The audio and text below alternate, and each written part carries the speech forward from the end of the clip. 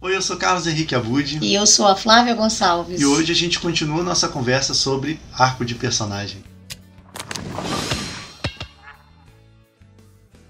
No vídeo passado a gente conversou sobre os conceitos do arco de personagem e algumas maneiras de identificá-lo na história e de usá-lo para perceber problemas também, né?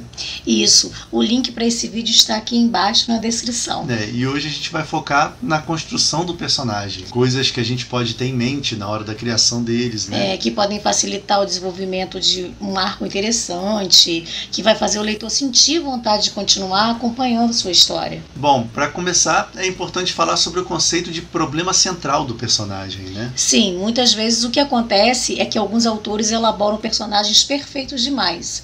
E eles são meio que um ideal inalcançável do próprio autor, um alter ego.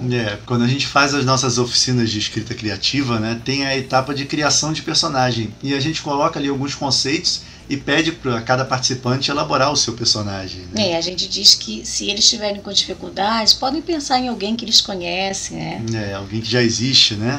E é legal porque quase sempre dá para saber se a pessoa está criando alguém do zero ou se está se baseando em alguém de verdade. Isso, né? porque quando é alguém de verdade, ela vai descrever os defeitos também, né? Essa parte da oficina é muito interessante, eu acho. Sim, e é legal porque depois que eles fazem essa atividade, a gente primeiro adivinha se o personagem é real ou não, e depois a gente conta esse detalhe para os participantes, né? Cai a ficha deles na mesma hora. Isso, né? Os autores iniciantes não costumam pensar muito nos defeitos, nas limitações, nas fraquezas dos personagens, né? E aí fica difícil trabalhar a jornada até o clímax da história. E mais difícil ainda ver o desenvolvimento do personagem, sua evolução. É verdade. O personagem precisa de pontos fracos, né? Ele precisa que existam coisas nele para consertar. E isso é o problema central.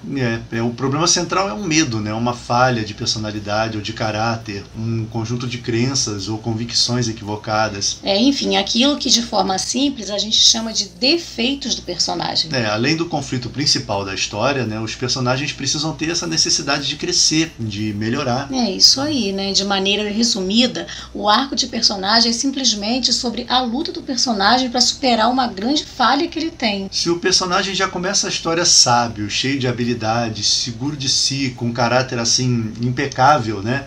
O autor simplesmente perde a oportunidade de mostrar como ele se tornou essa pessoa, né? Até existem histórias com personagens assim. A gente chama esse arco de neutro. E a gente vai falar dele mais pra frente. Isso aí. E como esse vídeo é mais focado na construção de personagens com arcos interessantes, né? A gente vai falar um pouco sobre os tipos de problemas que eles podem ter. Sim, tem um ponto de vista equivocado. O personagem pode ser alguém idealista, ingênuo ou parte de um sistema prejudicial. Mas ele, como está ali dentro, o vê como benéfico. E aí a jornada dele vai ser se libertar dessas crenças, né? Conforme ele sai dessa bolha, ele convive com outras pessoas e coisas do gênero e vai mudando o ponto de vista até se virar contra esse sistema, né? Ele pode começar a história reprimido, proibido de se expressar ou viver mesmo a vida que deseja plenamente. Então, ao longo da história, ele tem que quebrar essas amarras. Que podem ser físicas mesmo, como prisões, né? Ou psicológicas, emocionais, como um relacionamento não saudável, né? Ele pode ter fraquezas físicas, mas aí o problema central do personagem não vai ser geralmente reverter essa fraqueza, e sim superar a insegurança em relação a ela ou o preconceito dos outros. Isso. Por exemplo, o Tyrion, do Game of Thrones, começa a história querendo ser amado, ser respeitado, né? Querendo ter sua inteligência reconhecida e tudo mais, né? No fim ele consegue isso, mas não mudou sua aparência no processo. Por fora ele é o mesmo, foram as atitudes, a experiência adquirida ao longo da série, as decisões que ele tomou em relação aos outros que fizeram a diferença. Mas aí a gente tem personagens como o Fantasma da Ópera, né, que tem problemas físicos e emocionais, mas ele não supera esse problema, né? Pelo contrário.